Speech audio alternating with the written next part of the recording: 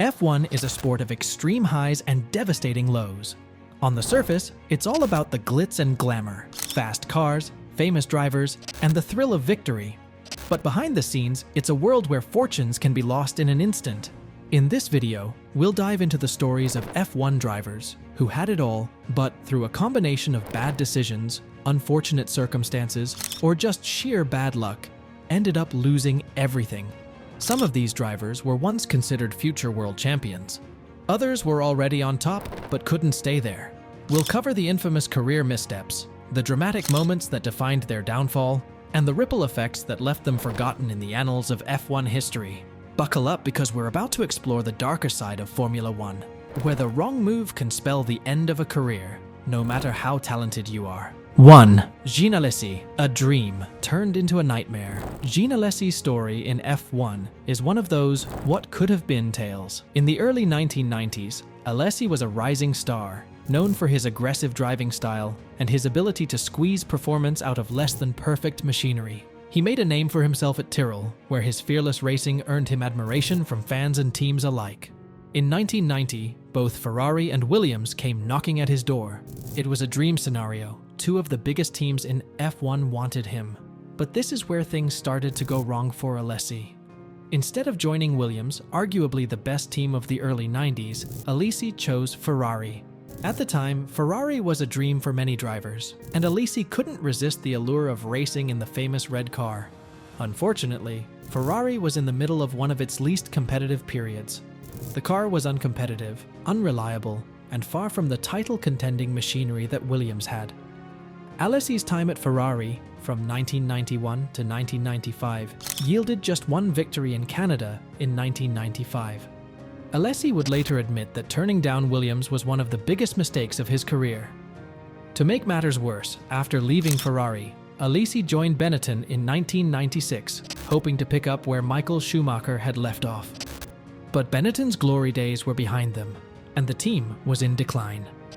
Alesi spent 2 frustrating years there before fading into the midfield with Sauber. What should have been a career filled with championships and wins ended in obscurity. His story serves as a cautionary tale about the importance of timing and decision-making in F1. 2.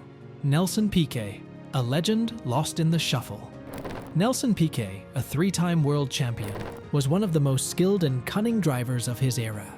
Piquet's dominance in the 1980s saw him claim titles in 1981, 1983, and 1987.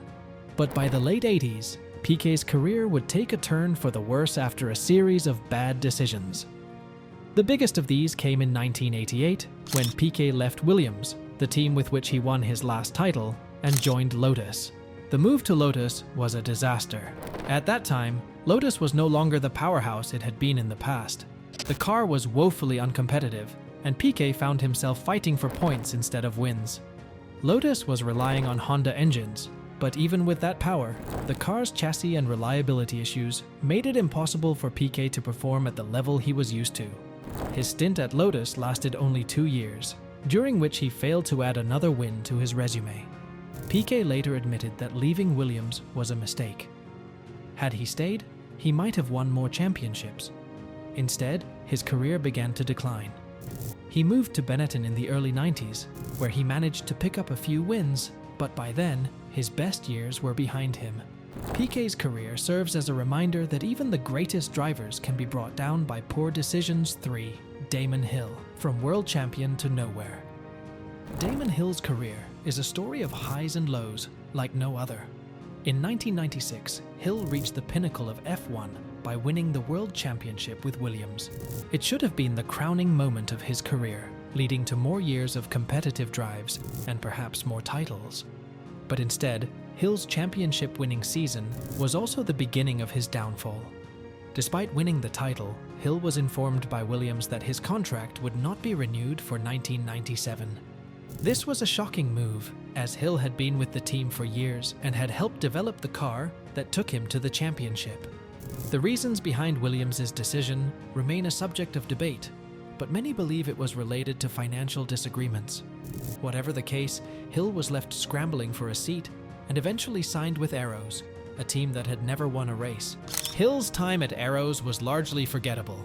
though he did have one near-miraculous victory at the 1997 Hungarian Grand Prix, where he finished second after leading most of the race in an uncompetitive car. But for the most part, his time with Arrows was a frustrating struggle. After a brief resurgence with Jordan, where he won his final race in 1998, Hill's career slowly petered out, and he retired from F1 in 1999 for Eddie Irvine. The wrong bet on Jaguar. Eddie Irvine is another driver who made it to the top, but couldn't stay there. Irvine's career peaked in 1999 when he became Michael Schumacher's stand-in at Ferrari after Schumacher broke his leg mid-season.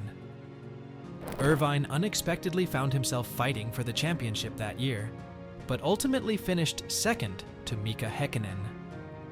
After that season, Irvine left Ferrari and took a gamble by joining Jaguar Racing, a brand new team with a big budget and big ambitions. It was a bold move, and Irvine likely believed he could become the team's lead driver and bring them to the top. However, Jaguar never lived up to its potential. The team was plagued by poor management, technical issues, and a lack of competitiveness.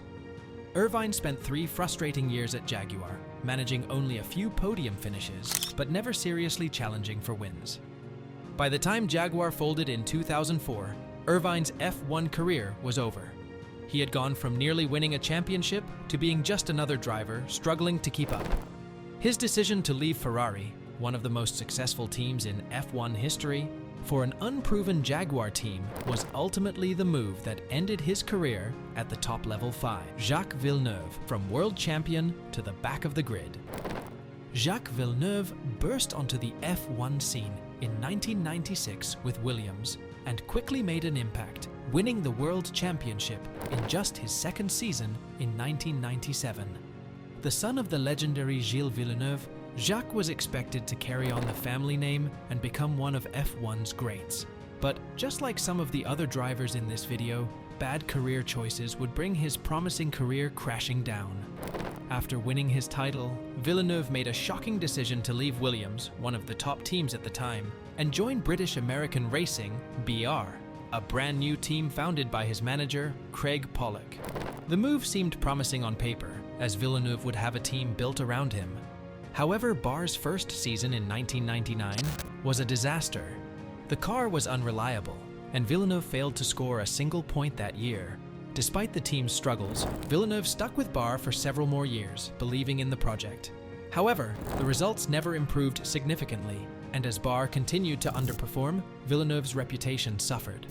By the time he left the team in 2003, Villeneuve was no longer considered a top driver. He briefly returned to F1 with Sauber in 2005, but by then, his time at the front of the grid was over. From world champion to a driver fighting just to stay in the sport, Villeneuve's downfall was swift and brutal. 6. Emerson Fittipaldi. From two-time champion to the backmarkers. Emerson Fittipaldi is an F1 legend, having won 2 world championships in the 1970s. His success with Lotus and McLaren established him as one of the best drivers of his era. But in 1976, Fittipaldi made a career decision that would derail his F1 career permanently. Fittipaldi left McLaren, a team that had helped him win his second championship, to join his brother Wilson's struggling Fittipaldi automotive team. It was a noble move, joining a family-run operation in the hopes of building a competitive car. But unfortunately, the team never had the resources or technical expertise to compete with the top teams. Over the next few years, Fittipaldi went from fighting for race wins to battling just to qualify for races. The cars were slow, unreliable, and far off the pace of the front runners. Fittipaldi stuck with the team for several seasons, hoping to turn things around, but it never happened. By the time he left F1 in 1980, Fittipaldi had gone from a 2-time world champion to a backmarker. He later found success in IndyCar, but his F1 career was effectively over after his ill-fated decision to join his brother's team. 7. Heikki Kovalainen. The unfulfilled potential.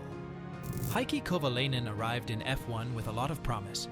After a strong rookie season with Renault in 2007, he was picked up by McLaren in 2008 to partner Lewis Hamilton. It was a dream opportunity, driving for one of the best teams on the grid with a car capable of winning races. And while Kovalainen did manage to win a race in Hungary in 2008, his time at McLaren was ultimately disappointing. Kovalainen struggled to match Hamilton's pace, often finding himself in the shadow of his more successful teammate.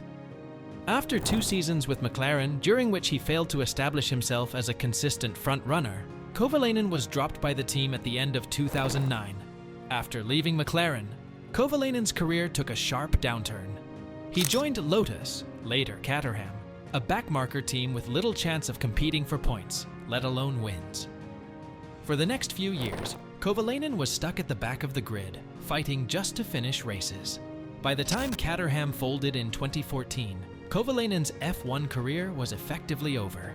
Despite his early promise, his career fizzled out, and he never fulfilled the potential that many believed he had. 8. Romain Grosjean. A rollercoaster career. Romain Grosjean's F1 career was a story of ups and downs, but unfortunately, it ended with him losing everything. Grosjean first entered F1 in 2009 with Renault, but was dropped after a handful of races due to poor performance. However, after working his way back through the ranks, Grosjean rejoined F1 with Lotus in 2012, where he showed flashes of brilliance. In 2013, Grosjean enjoyed his most successful season, with multiple podium finishes and a reputation as one of the sport's most exciting drivers. However, Lotus's financial troubles and technical issues saw the team's performance decline, and by the time Grosjean moved to Haas in 2016, his career was already on the downward trajectory. Grosjean spent several years at Haas, a team that showed promise early on but quickly fell down the grid. His time at Haas was marked by crashes, frustration, and a general lack of competitiveness. In 2020, Grosjean's F1 career came to a dramatic end with a horrifying crash at the Bahrain Grand Prix, which he miraculously survived. Although Grosjean walked away from the accident, it was the final chapter in a career that had seen him rise and fall more times than most. Formula One is a brutal sport where fortunes can change in an instant. The stories we've explored today, whether it's Gina Lisi, Damon Hill, or Emerson Fittipaldi, show that even the most talented drivers are not immune to the cruel twists of fate. Some were victims of bad decisions, choosing the wrong team at the wrong time. Others were derailed by poor management, technical failures, or sheer bad luck.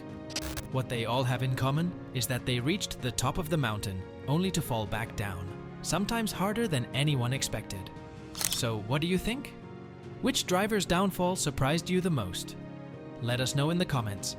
And if you want to hear more stories like this, be sure to subscribe and stay tuned for more deep dives into the wild world of Formula One.